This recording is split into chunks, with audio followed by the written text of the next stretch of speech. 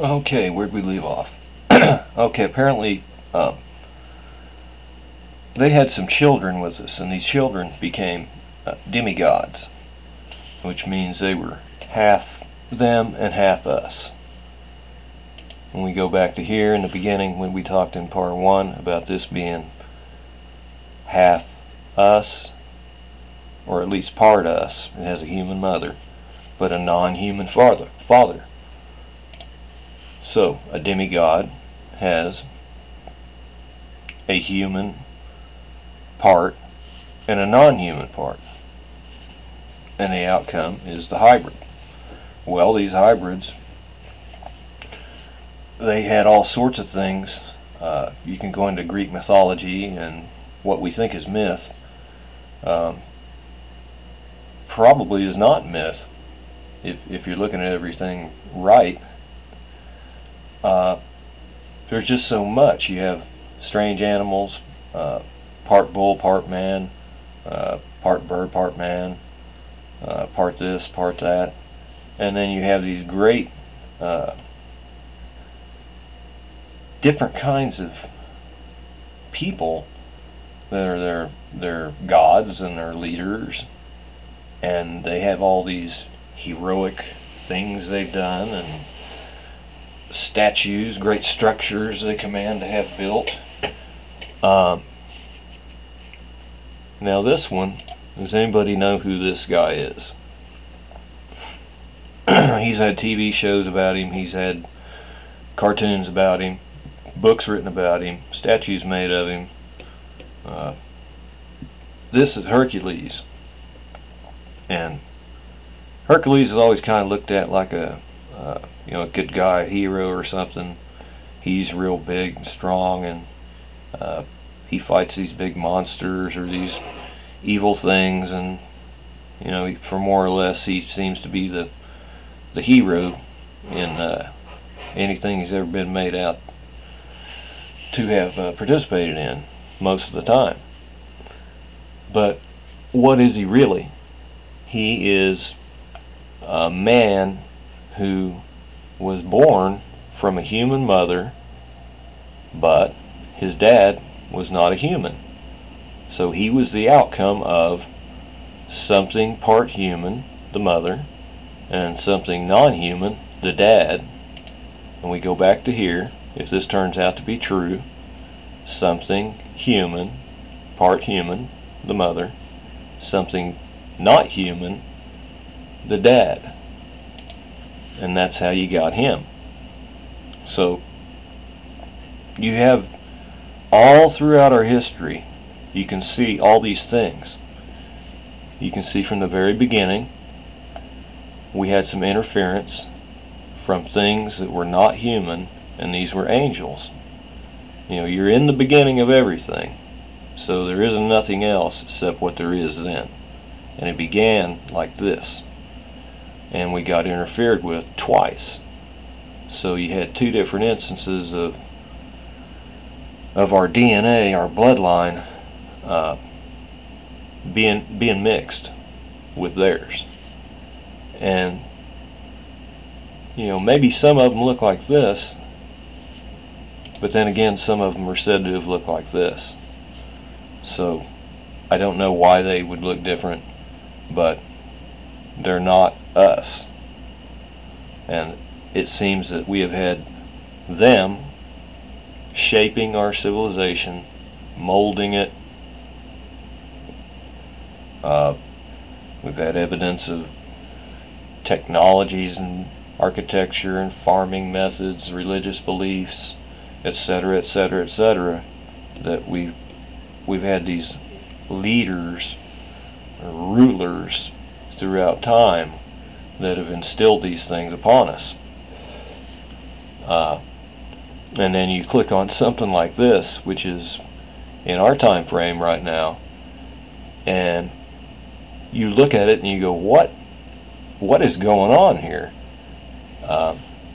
This guy here, he's not too far away from the shoulder, so if he walked down to the feet and he put his foot even with this guy's ankle here and laid down, you know, he might get up to his hip bone or something.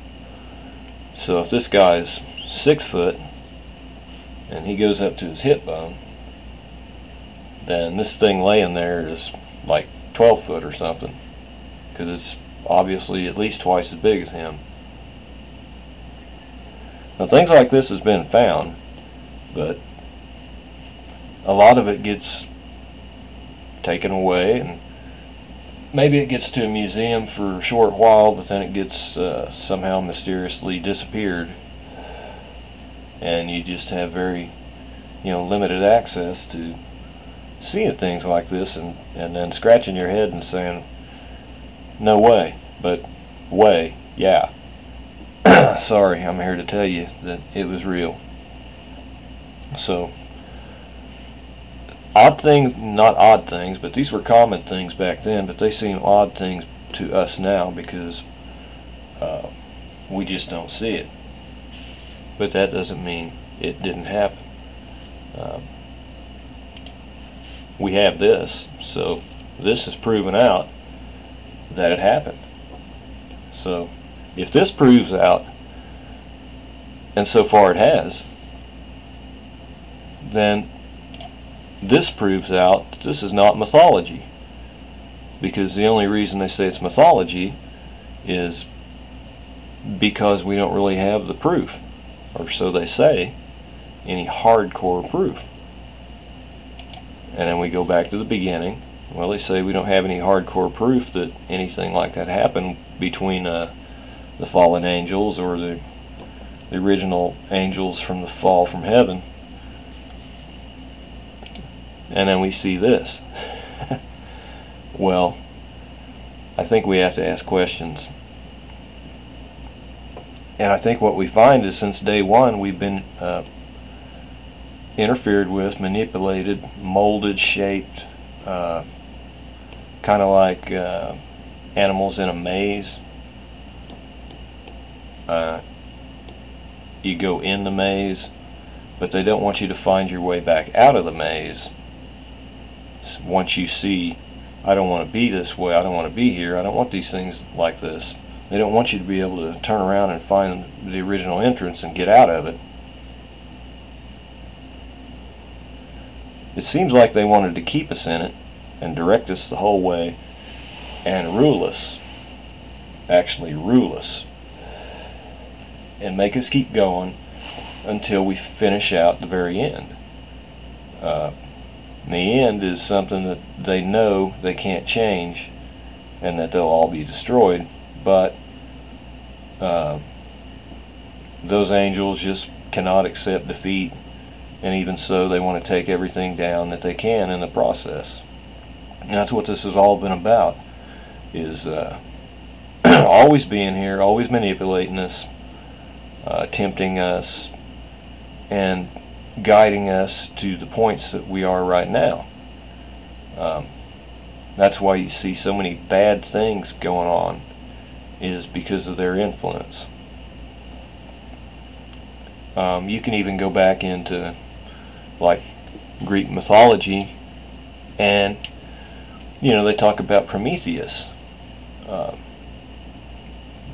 Prometheus brought fire and gave it to man, supposedly, and that angered the gods. You know, they did not want man to have fire. They wanted to be the ones that provided whether you had fire or whether you didn't have fire, you know. And that's kind of a something central there to me, is man was given a form of technology by this so-called God who came to help us a little bit, because a lot of things you can do with fire. You can light things up, you can see in the dark with it, light things up. You can cook your food in a different way that you hadn't experienced before. You can use it as a weapon against animals that may try to attack you, or you know, for some other peoples. So there were things they could do with fire that they had that advanced them, but the use of fire that they never had before. So then you come back to here, and we have another instance of interference from something that gave man something that man didn't have before, which was an impure bloodline, so that he could be a controller, a leader. That's all the devil, Lucifer, has ever wanted since day one, was to run the show. He wants to be the boss. So to be a boss, he has to try to create, and he can't create. He can impersonate. So he wants his own people, and this is what he tried to do. And the fallen angels, they did pretty much the same thing. It's all about ruling and controlling and getting you under them for the ultimate thing, which is just taking you away from God and taking your soul. So that's what they've attempted to do since the very beginning, is just set the table up to where they ran it and they competed with God. I don't know how much leeway he gives them, but he gives them quite a bit of leeway,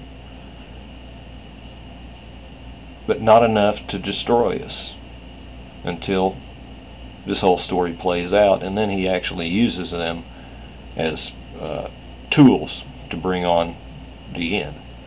But I'm running a little low on time, so I'm going to go into part 3, and we're going to connect on up some more. So I will see you in just a second.